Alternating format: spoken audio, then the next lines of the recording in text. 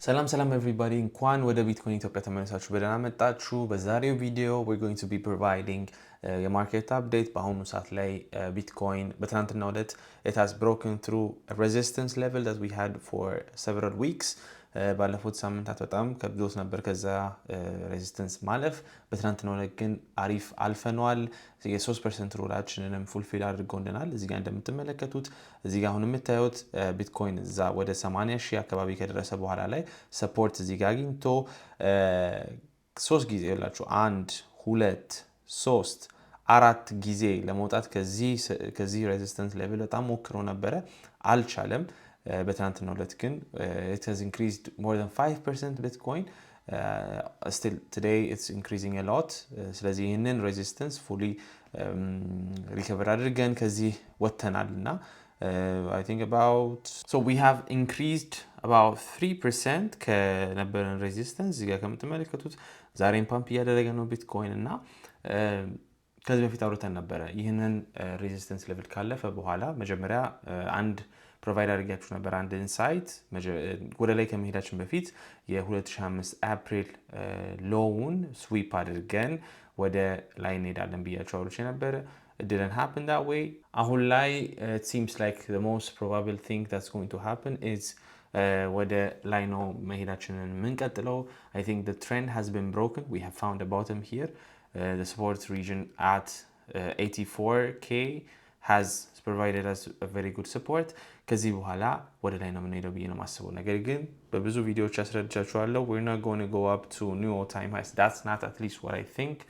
እኔ የማስበው ወደ ቡል ማርኬት ሰፖርት ባንዱ ማለትም ወይም በቤር ማርኬት ላይ ሬዚስተንስ ብላችሁ ልታስቡ ትችላላችሁ እዛ ላይ ወይም ደግሞ ወደ 50 ዊክሊ ሙቪንግ አቨሬጅ ወይም ደግሞ ወደ 200 ዴይሊ ሙቪንግ አቨሬጅ ይሄ ቀዩ እዚህ ጋር የምትመለከቱት ዴይሊ አቨሬጁ ነው የ200 እዚህ ጋር ደግሞ በአረንጓዴ የምትመለከቱት 50 weekly moving average ነው።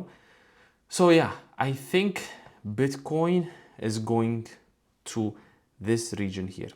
Maximum 106 ላይ minimum 99 አካባቢ ላይ I think Bitcoin is going to be in this region. Coming up to this region and get rejected. ይህንን ምልበት ምክንያት ምንድን ነው? ለምንድን ነው እንደዚህ ይፈጠራል ብለህ ሮቤል ኤክስፔክት የምታደርገው ካላችሁኝ ታሪክን አይተናል ከዚህ በፊት ወደ መጀመሪያ ምስክራችን የሚሆነው የ2022 ቤር ማርኬት ሲጀምር ከ50ኛው ዊክሊ ሙቪንግ አቨሬጅ እዚህ ጋር ከወረድን በኋላ we had a retest ማክሲመም የሄደበት የነበረው 200 ዴይሊ ሙቪንግ አቨሬጁ ቀዩ ላይ ነበረ።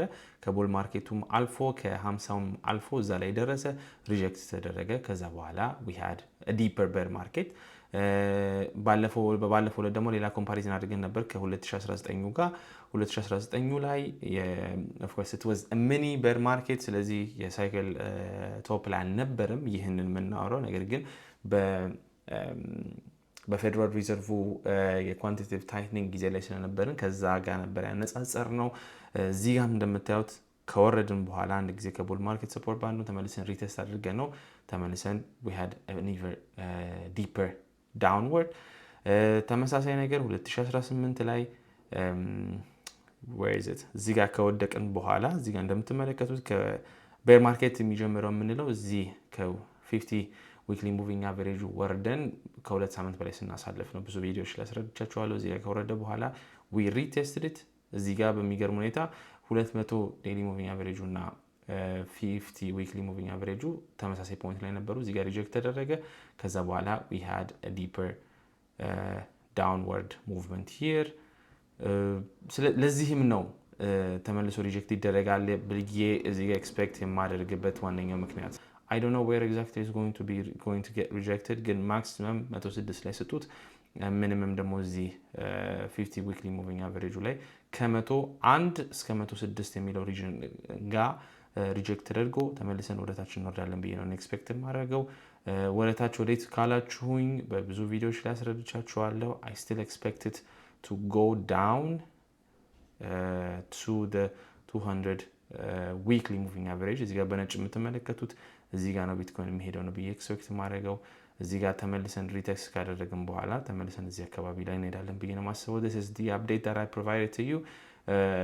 ይሄን ኤክስፔክት ማድረግ አሁን ሰዓት ላይ everything is doing well.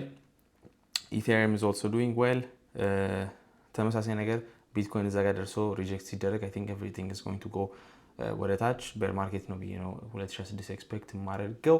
ለቻናሉ አዲስ ከሆናችሁ ሰብስክራይብ ማድረግን እንዳትረሱ። see you